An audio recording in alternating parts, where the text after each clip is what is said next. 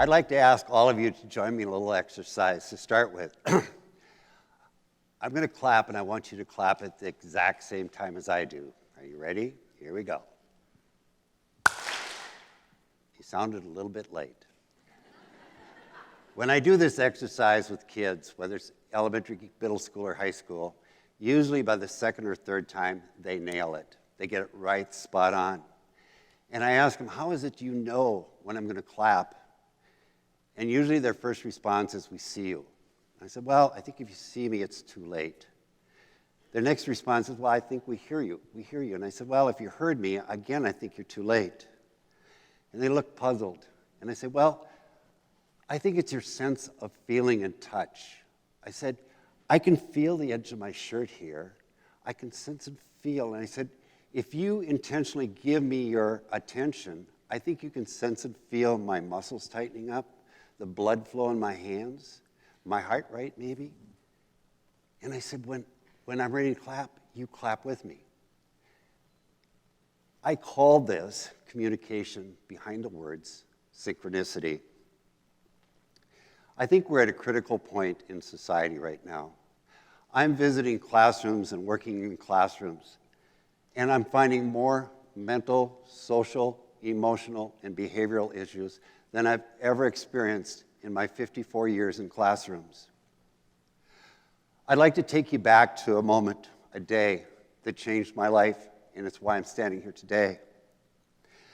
I was a principal in a school shooting, during a school shooting.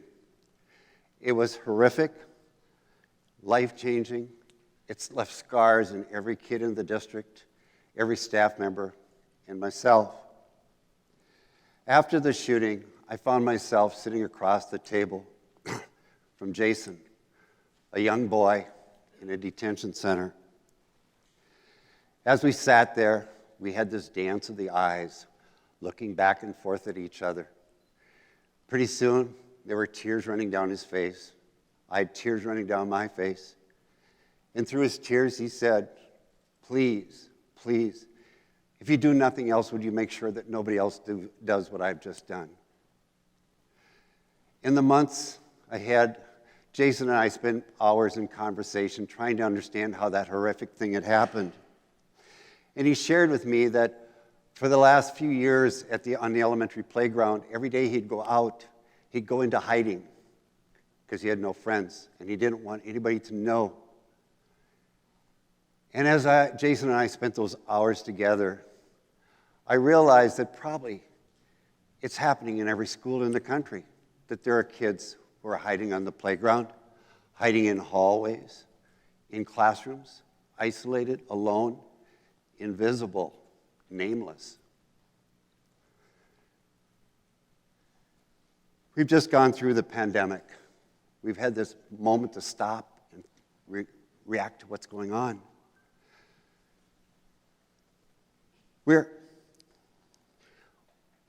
This pandemic allowed us time to feel and sense. We've got more isolation and loneliness going on in America than we've ever had. Those weeks, months that we sat there in that uncertainty created such an emotional trauma within us that we didn't even know what was going on because it just seeped within our systems. We were communicating with keyboards, going back and forth. It was like we forgot that the most important, valuable way of communicating is with our presence, our voice, and being in the same room together. I've pondered that so many times, and then I decided, you know what, I'm going to go out and experience. So I've visited classrooms across America. I've been in classrooms in New York City.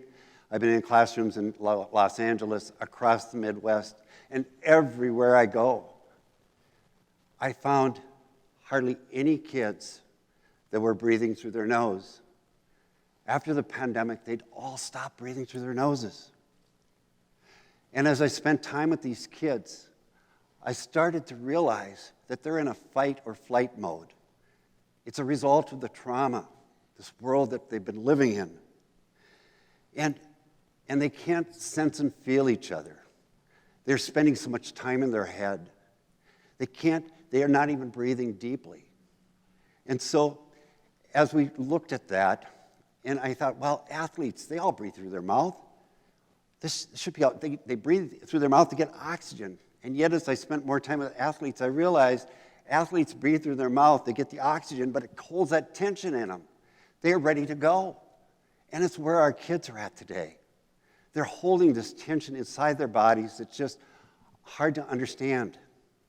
I talk to parents, and parents tell me, I can't get connected to my kids. It's like there's this space between us.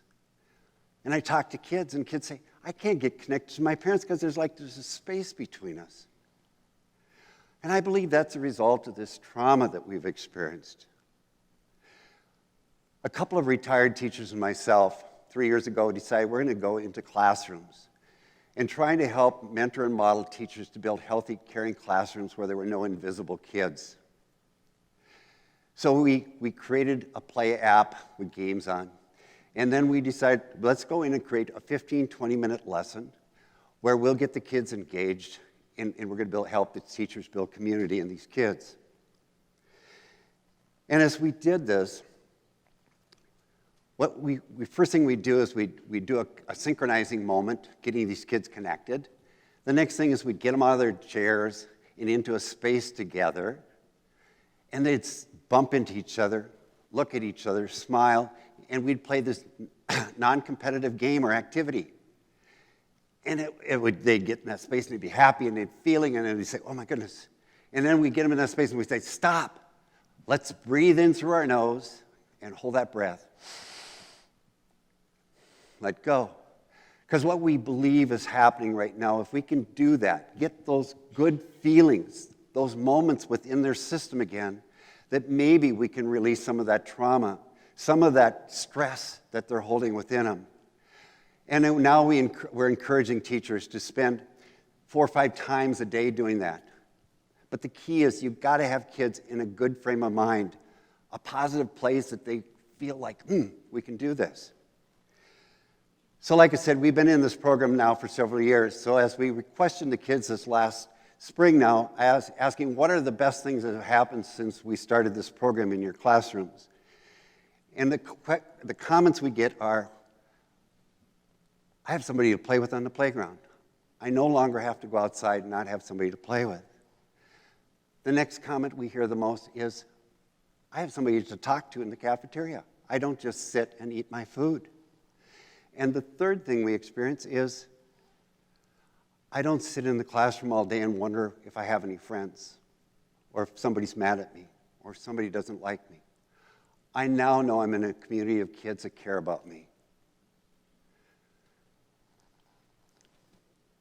Play is one of the few things that I know of that we can truly engage kids and change not only their mental and emotional wellness, but also to address their social awkwardness.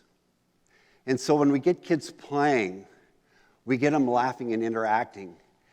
And when they get into those moments of conflict, we step back and we allow them to fix it. We don't say, that's not the way to act. We just step back. And you know what? The kids fix it. 99.9% of the times, the kids are able to fix it. And then we go on. But we've gotten so into thinking we're going to make kids perfect behavior. We're going to fix their social awkwardness with videos, preaching at them. It doesn't work. It doesn't work. We've got to get them engaged.